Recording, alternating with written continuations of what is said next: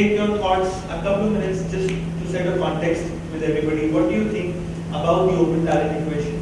How do you see talent management overall from your experience since early days to now? What are some of the things which have drastically changed? Maybe. First of all, thanks a lot. I think this is an amazing setting to discuss something like that. So, when Ankur invited me for this session, I was wondering what is it that we want to talk? Because some of the open talent equation that we've been talking since morning, I think is already in vogue, I would say. So if I recall my experience in TCS, I was just before I joined G Capital and became part of the joint venture with SBI. I was with CMC, and CMC had some 10,000 people, who were part of the organization. And if you look at the multiple contracts that we had with, the type of employment that we had, it was mind-boggling. So, starting from permanent employment, we had something called fixed-term employment, which is like what Mr. Ricky was referring in the previous session, which is you have employment which lasts for, say, 1 year or 2 years. So, it would end, though it is permanent in nature in the sense that all the benefits would be there, but the contract would end at the end of 2 years, but it's actually not contractual.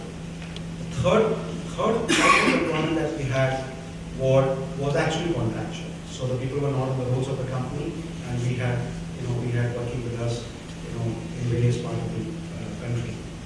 The fourth type of employment that we had was, which I call purchase servicing, which is more like outsourcing that we understand, where you don't have any kind of direct connection. The laws with respect to CLRA and those kind of things will not be applicable.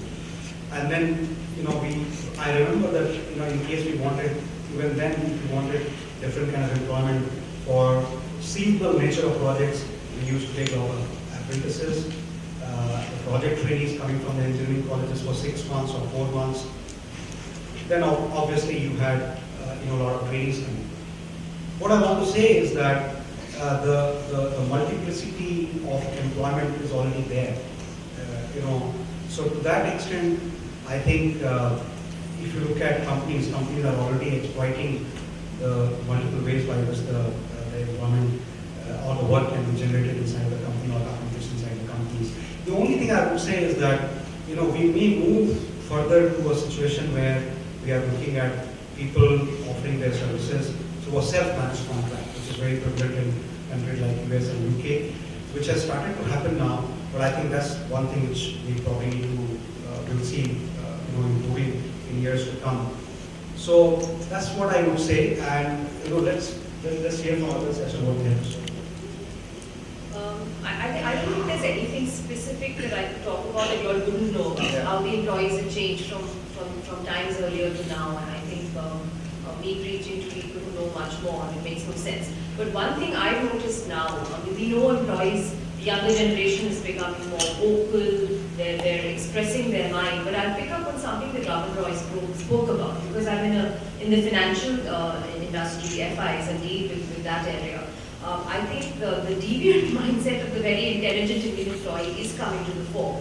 How can I turn around that fraudulent behavior that we're seeing to our benefit? It's forcing a lot of the leadership to pay attention to people issues, where they otherwise may not have. I think they're finding that more and more of their day is getting taken into people issues, and they're being forced to come and have discussions with HR rather than us chasing them.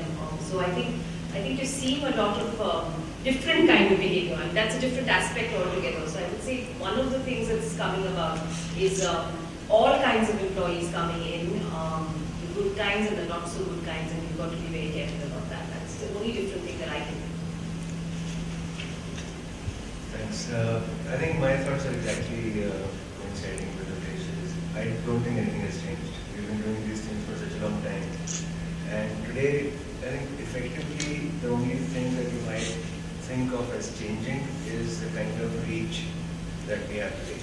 In terms of the people that we would otherwise engage, we had a very small, let's say, a geographical compass within which we could operate. Today, that is blown clearly out of proportion. So you could go anywhere.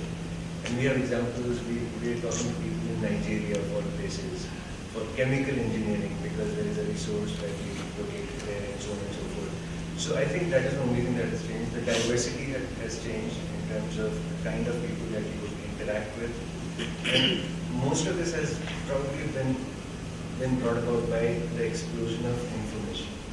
And that is really something. Earlier you used to work with people who had everything that you wanted inside their head.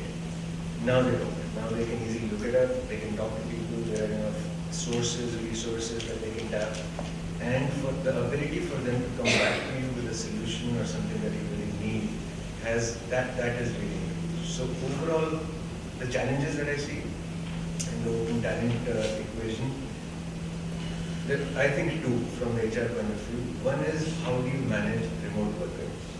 There's a lot of that thing happening today, and the ability to bring about that kind of ownership that you could in a person that you could watch, touch, feel, that is missing. And I think Indians, even today, we're not really capable of managing remotely. We're good at being managed remotely, but we don't really know how to manage remotely. I think that will come about. And the other one, and especially the kind of businesses that we work in, is the security aspect. And that I'm talking of the IT security and the confidentiality of data, because you really don't know how to manage that across borders. And there are different laws and there are different things that we will do and get away with, and so on and so forth. So I think overall, in terms of what has changed over the past, is all of this, plus one additional component that has come in, which is that of the crowd. And that what is known as people that who are not associated with you in any contractual or legal sense, but who are still out there and who impact what you do. They could help you, they could harm you. And that is the last bit of the open talent equation that has now come into the picture. People deploy it and use it for their benefit, and there are companies that have got harmed with it. So that's another angle, another bit that needs to be managed.